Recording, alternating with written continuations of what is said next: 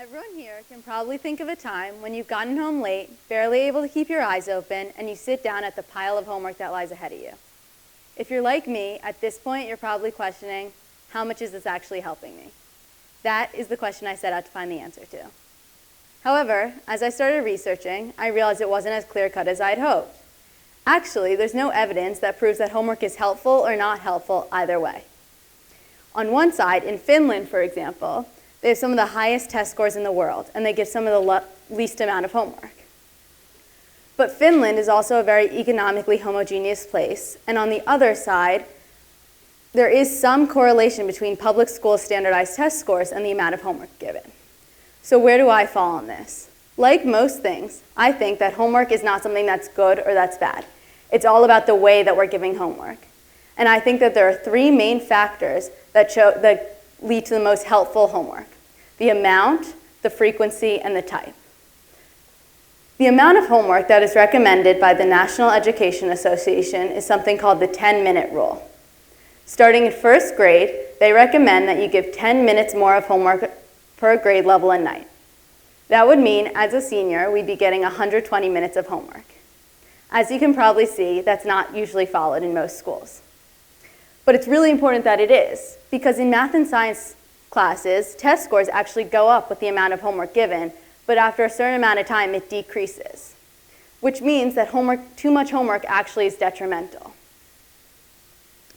That is one of the reasons for this, is because too much homework leads to less time for extracurricular activities, exercise, family time, and sleep, which all will lead to higher levels of stress, anxiety, and depression. And an excess level of stress actually leads to lower academic performance.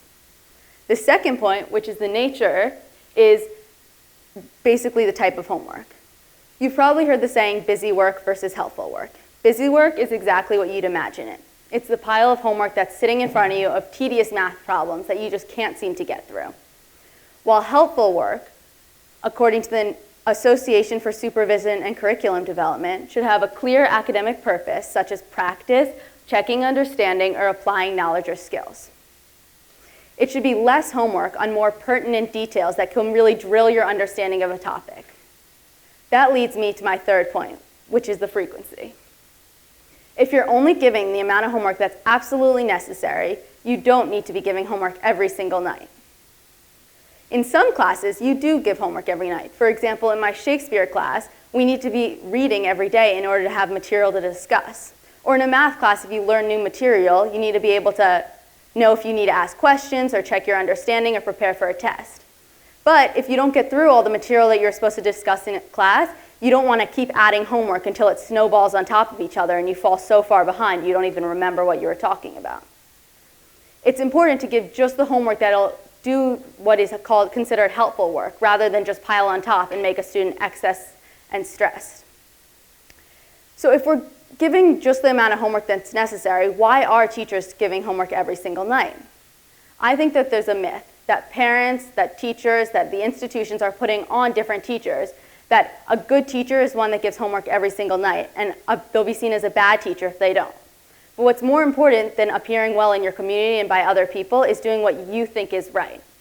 So, as most of you go home to the homework that you have tonight, although it might seem daunting, if you know that each piece in there has a clear purpose and that'll help you be better prepared for the next class, it shouldn't seem so bad after all.